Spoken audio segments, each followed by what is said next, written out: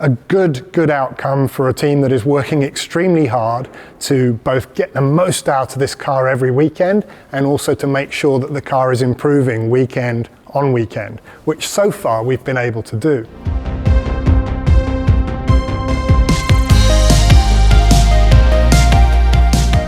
So what are our main takeaways from the weekend down under?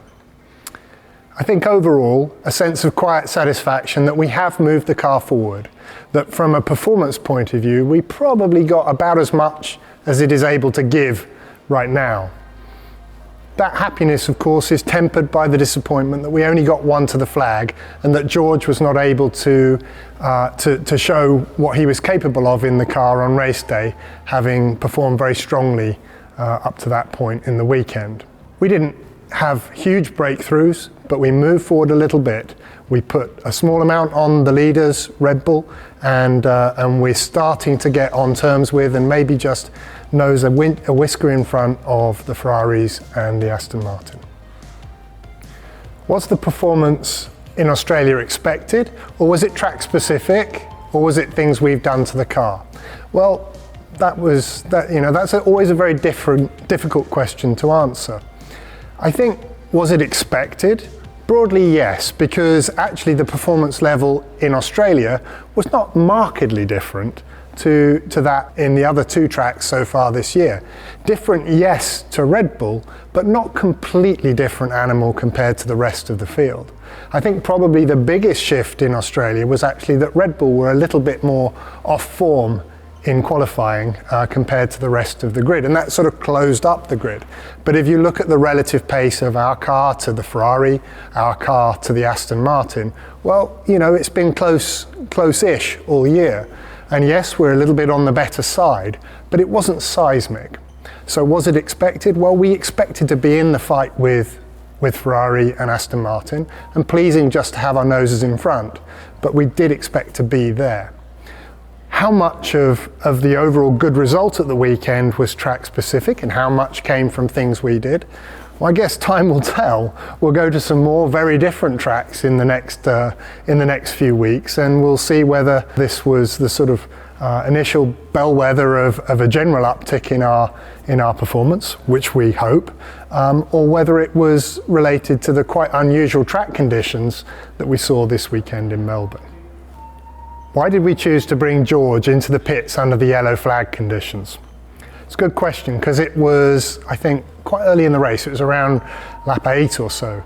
Now, that early in the race, it's right on the cusp of whether a safety car stop is going to help you out or leave you a little bit worse off. And so you can see that when that happened, we chose to split our cars.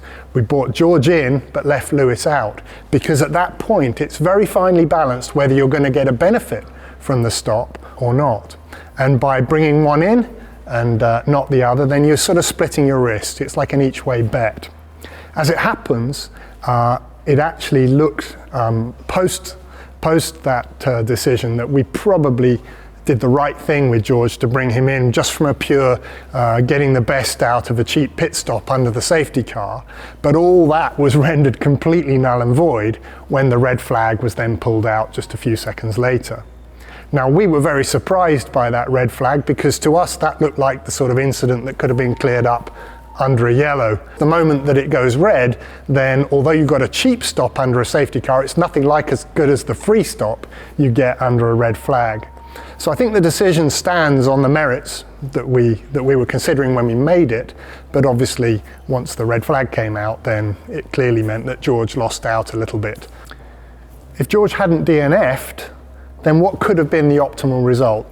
He was obviously a little ill-served by that red flag, lost a few slots on the grid instead of benefiting from the safety car stop that we hoped we would give to him. But he would have had a strong race. He'd showed good pace all the way through the weekend, good in qualifying, strong start, good race pace, and was set fair for a good result, even if he had been ill-served by the fortune of the red flag. How are the team feeling after Lewis's P2, and will Baku be the same as Melbourne?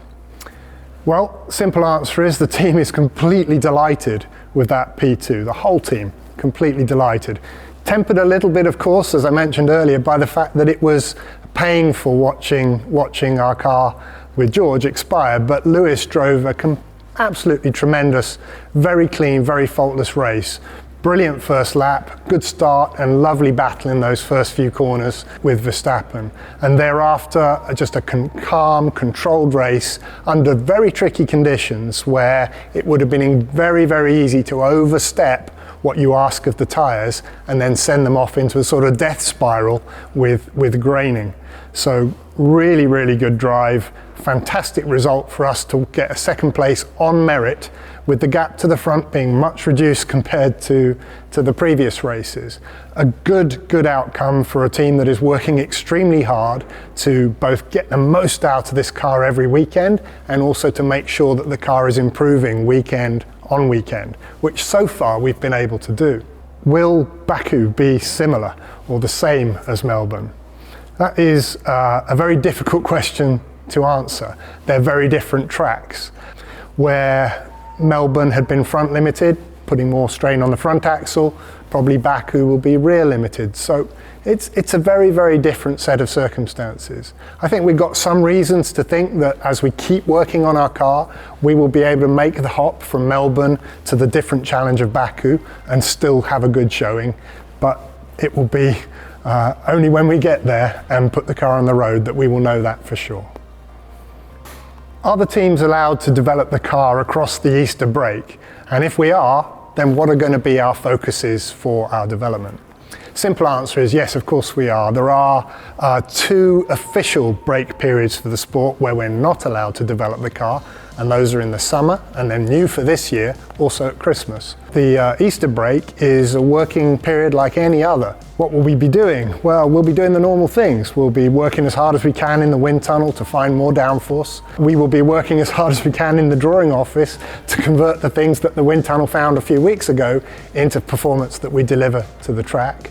We'll be working in the drawing office also to bring some mechanical parts to the car, some different suspension components that we think will help the underlying balance of the car and make it a more drivable thing, making it something that the drivers have more confidence to push right to the limits. And we'll be working on the normal sort of simulation loop and routine that allow us to prepare for the race weekends that are coming up, making sure that we land the car in the right place when we get to the race. Big deal at Baku. It's the first sprint race of the weekend, and sprint races really reward the teams that can land there with a starting setup that is pretty on the money and ready to go in qualifying, because the time is really compressed in a sprint race weekend. So those are the things we'll be working on, and hopefully we'll work well and strong and have a good showing when we show up in Baku in just a few weeks' time.